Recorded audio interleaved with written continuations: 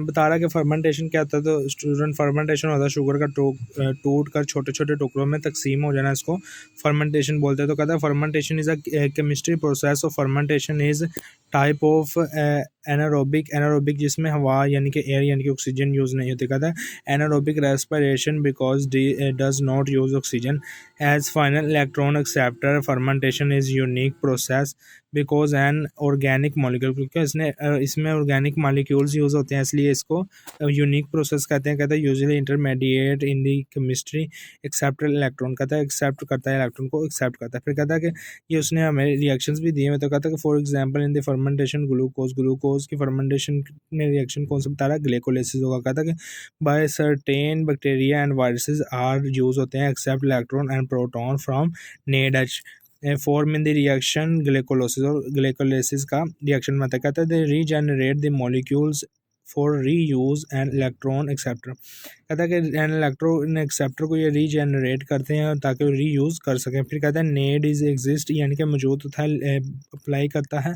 Limit supply in the cytoplasm must of the continuous regenerated source glycolysis में precede ताकि glycolysis हो सके। कहता है कि when oxidative phosphorylation is taking place, जब फोस्फोरिलेशन टेक प्लेस होती है तो NAD is regenerate by the giving up the electron and proton to FAD FAD, यानी कि नेड जो है रीजनरेट जब होता है वो फेड को सब अपने इलेक्ट्रॉन और प्रोटॉन दे देता है। फिर कहता है बैक्टीरियम का ये उसने प्रोसेस बताया, अभी आगे वो हमें बैक्टीरिया का प्रोसेस बता रहा है ये वाला। तो कहता है कि बैक्टीरियम स्ट्रिप्टोकोकस लैक्टस नाम है बैक्टीरिया, कहता है पार्टिसिपेट हिस्सा लेता है fermentation by using pyruvic acid to accept electron. कहता है कि ये accept electron and proton from NADH, यानी कि ये NADH से इलेक्ट्रॉन और प्रोटॉन को एक्सेप्ट करता है। फिर कहता है कि convert pyruvic acid to lactic acid, यानी कि पेरोविक ग्लूकोलाइसिस से पेरोविक एसिड आया तो पेरोविक एसिड को ये NADH से इलेक्ट्रॉन एक्सेप्ट करता है, इसको लैक्टिक एसिड में कन्वर्ट कर दिया। फिर कहता है कि इन दिस डेयरी प्लांट्स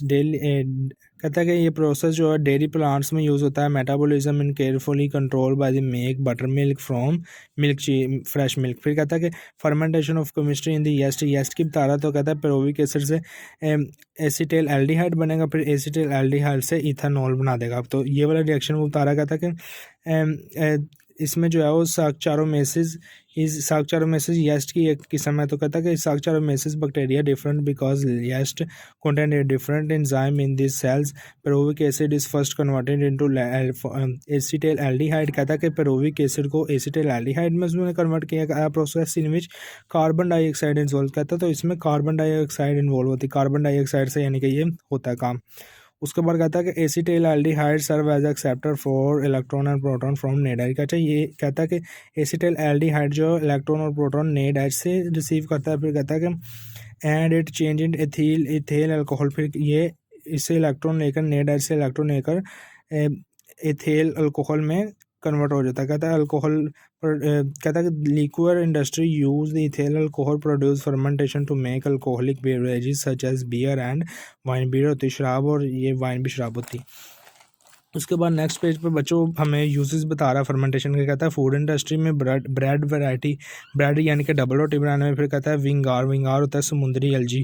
कहता है कि प्रोड्यूस बाय एसिटोबैक्टर स्पाइसिस से विंगार बनती है। फिर कहता है कि स्विस चीज़ बनाती है डेवलप इन दी प्रोपायोनिक एसिड लेकर उससे स्विस चीज़ बनाते हैं। कहता है कि उसके बाद इसमें गैसेस भी सम यूज़ होते हैं। फिर कहता है पिकलेस होता है अचार एंड साउरक्राउट आर्क्स, और जो है वो गोभी अचार होता है, बंद गोभी का अचार होता है। कहता है कि ये जो है वो carbohydrate in cucumber and cabbage respectively because of bacteria ferment करके जो कार्बोहाइड्रेट्स इन कोकुम्बर यानी कि खीरा होता है, कोकुम्बर बोलते हैं खीरा, एंड काबेज गोभी में जो होते हैं उसको यूज़ करके ये पिकलेस एंड साउरक्राउट आर्क्स और बनाया जाता है।